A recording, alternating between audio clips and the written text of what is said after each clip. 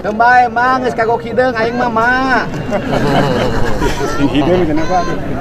Itu kamar itu. Pas jam 2, jam 9 lebih lah. Hari si Hajina teh rumah mana? Pajari. Si Hajian pun. Itu pojokan itu. Ini mantap. Yang di pojokan. Ada gerak.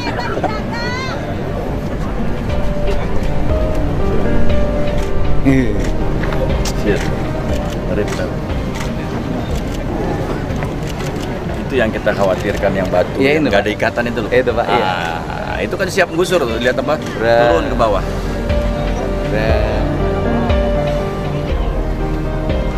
Masih ada. Padahal yang di situ masih hutan ya, masih hijau ya. Itunya masih hijau kan berarti. Itu milik si Pak. Dia punya perhutani. Semuanya punya perhutani, Pak. Ini perhutani. Punya perhutani. Dialih fungsinya dibalikin aja. Iya, Di iya. peta perhutaninya dibalikin. Kemarin komunikasi dengan Badan Geologi Kehutanan mau itu apa tutup juga, Pak, di stop gitu. Ya lagi juga perhutanan disewa-sewakan tika harti aja.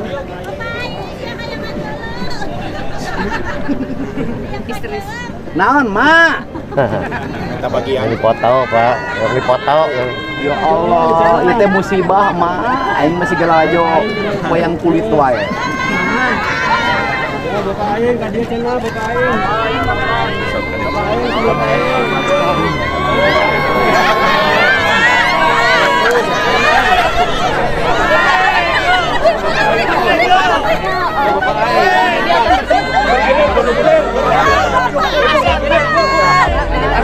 Terima kasih atas bantuannya Bapak jadi saya terima.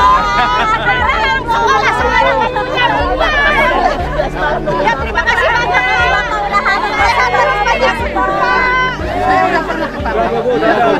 kasih waktu dulu buat Bapak Aing. Kenapa? Ada apa? Kasih waktu dulu. Ada apa? Ada apa, bantuannya apa? Udah semuanya data di sana. Kenapa? Rumahnya kenapa? Udah uruk. Di mana? Sawan. Mas Sekda. Ya. Ya sekedar Iranda. Iya, rumahnya di mana? Pasawahan, Desa Pasawahan. Desa Pasawahan, Kecamatan, Pasawahan, Kabupaten. Kabupaten Kuningan. Oh, Pasawahan Kuningan. Udah banyak data saya di Bapak. Oh, ke rumahnya teh kenapa? Rumahnya udah borolok semua. Rumahnya nggak borolok. Udah borolok semua. Atas nama siapa maknya? Atas nama Titi Rosiati. Saya Titi Rosiati. Ya udah. Besok ada yang nengok ke situ lihat. Iya. Ya. Titi Rosiati. Titi Rosiati. Ya. Datanya udah ada. Iya. Udah. Ini, Pak. Ya udah besok tengok aja. Udah. Beres. Besok ditengok. Ya. Ma janda bukan? Janda saya punya Oh, siapa? ya. Saya Ini calon suaminya. Nih, ini calon suaminya. Nih, ini calon suaminya. Ya, udah beres. Ya kan dia aja benar kata Ya.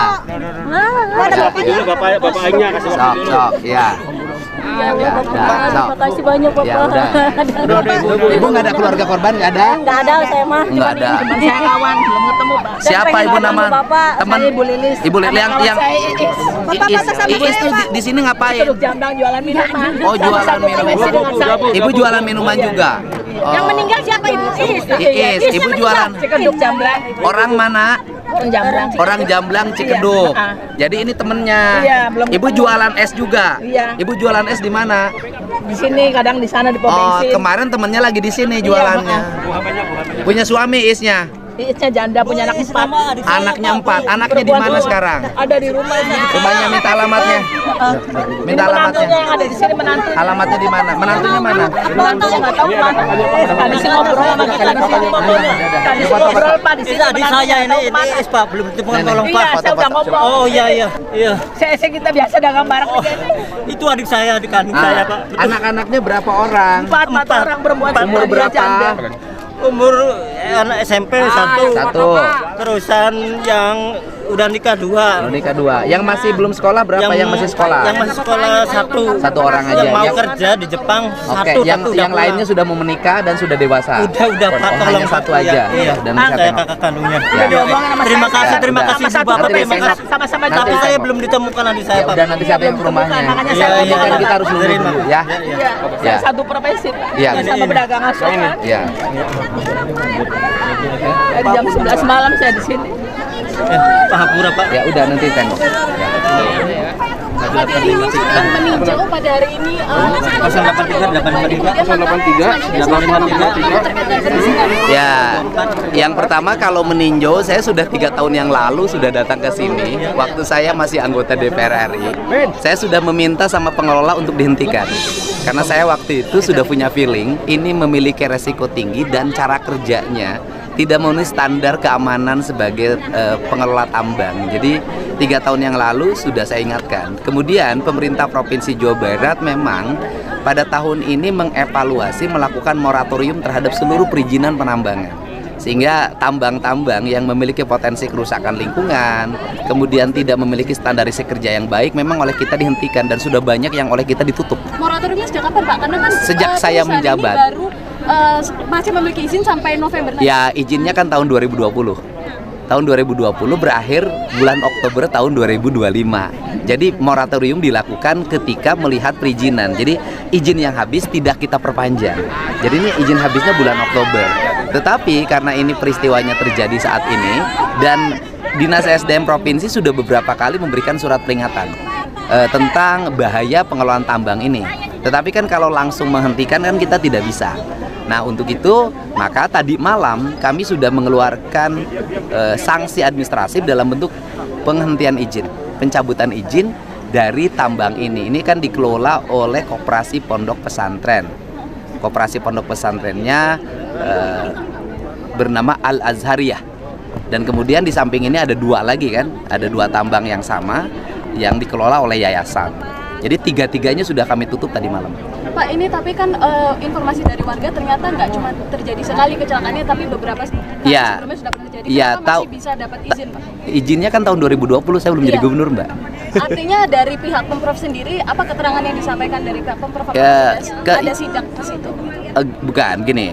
Izinnya dikeluarkan tahun 2020. Ketika izin dikeluarkan tahun 2020 kan saya tidak bisa mengomentari. Izin yang 2020 kan saya menjabat 20 Februari tahun 2025 gitu loh. Kalau sejak saya memimpin sangat selektif dan bahkan saya sejak memimpin tidak mengeluarkan lagi izin tambang. Bahkan menutup. Kalau menutup saya banyak. Berarti untuk total berapa? Sudah berapa, Pak? Sudah berapa Pak yang ditutup? Nanti tanya kepala SDM ya. Kalau saya satu-satunya yang tapi beberapa tambang yang kemarin kan di Kerawang sudah saya tutup. Terus kemudian kemarin di Subang sudah banyak yang saya tutup. Di kemarin juga penambangan emas yang memiliki pengusaha WNA Korea Selatan saya tutup juga. Nah, kemudian juga kita sudah menutup hampir ratusan tambang ilegal. Dan akan kita konsisten terus kita laksanakan penutupan di berbagai tempat dan Pak Kapoldanya relatif tegas. Seminggu yang lalu kita tutup tambang yang ada di Tasik. Dan mungkin dalam waktu dekat kita lagi memproses pidana penambangan di Tasik. Jadi sudah banyak langkah yang kita lakukan dan peristiwa ini peringatannya menurut keterangan Kepala SDM-nya juga baru kan, sudah berapa kali diingatkan oleh Pemprov Jabar.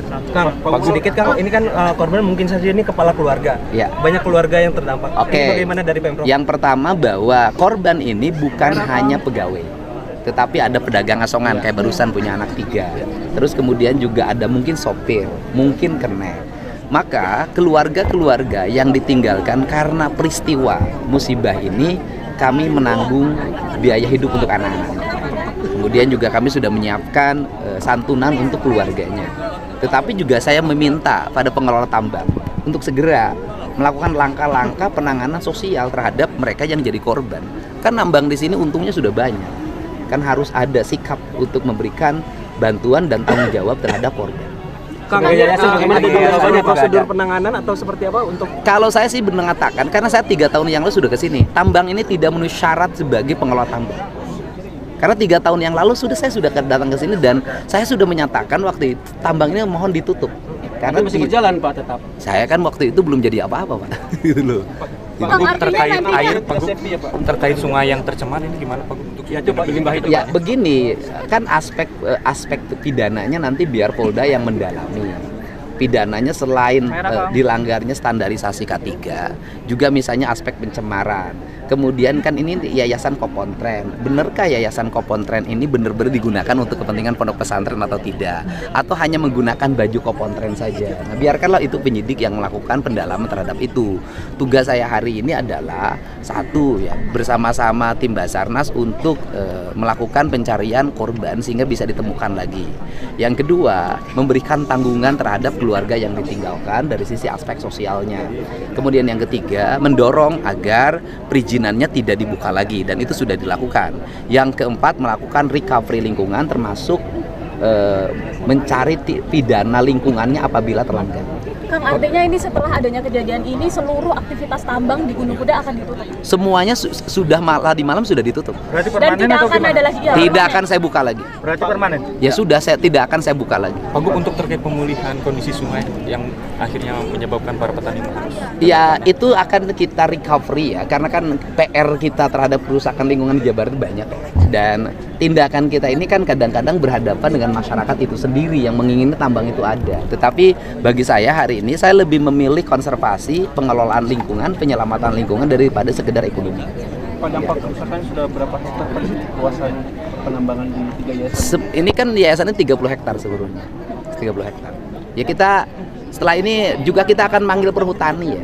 Ini kan perhutani ini banyak sekali areal-areal hutan yang berubah menjadi areal tambang. Padahal kan perhutani ini adalah perusahaan pengelola hutan, bukan pengelolaan pengusaha tambang. Ini kan lagi-lagi dulu perkebunan itu menjadi PT sewa tanah. Nah sekarang perhutani menjadi PT sewa lahan untuk pertambangan. Nah ini perusahaan yang BUMN yang aneh-aneh ini segera memperbaiki diri. Ini dosa ini. Ini perhutani Pak. Saya mau panggil perhutaninya, dan paling utama tata ruang. Saya minta Pemda Kabupaten Cirebon untuk segera melakukan perubahan tata ruang. Dikembalikan kembali tata ruang ini menjadi kawasan hijau, bukan kawasan pertambangan. Kang, Akang selama ini fokus dengan alam dan lingkungan. Ya. Apakah nantinya juga tidak hanya tempat ini yang akan ditindak, tapi juga tempat-tempat lain? Saya kan sudah sampaikan, sudah berapa ratus di Jawa Barat tambangnya yang saya tutup, dan saya akan konsisten pada sikap itu, termasuk kebijakan saya misalnya kebijakan pembangunan berbasis bambu. Itu kan sesungguhnya saya lagi mengamankan Jawa Barat dari eksploitasi sumber daya alam. Pak Gub, pada tahun 2001 kan Pak Gub pernah mengungkapkan ini cocok untuk jadikan lokasi wisata karena dianggap indah. Iya, waktu itu kan karena kan waktu izinnya kan sampai 2025. Dari sisi aspek kewenangan kan saya tidak boleh mutus izin di tengah. Kalau sekarang kan ada musibah, ya izinnya langsung dicabut. Apakah ada rencana untuk pembangunan wisata ke depan? Ya gimana mau jadi wisata? Tempatnya masih harus di recovery. Ini harus recovery total dulu sehingga aman untuk lingkungan. Kalau sudah aman untuk lingkungan, baru kita kembangkan wisata. Pak, ini untuk para korban sendiri nanti dapat apa? Oke, anak-anaknya saya tanggung biaya pendidikannya sampai selesai SMA. Bila perlu sampai perguruan tinggi, Pemprov menanggung mereka. Kehidupan keluarga yang ditinggalkan kita akan jamin sampai mereka kembali normal, misalnya punya suami lagi atau anak-anaknya punya kemampuan untuk membiayai keluarganya. Ya, terima kasih. Terima kasih.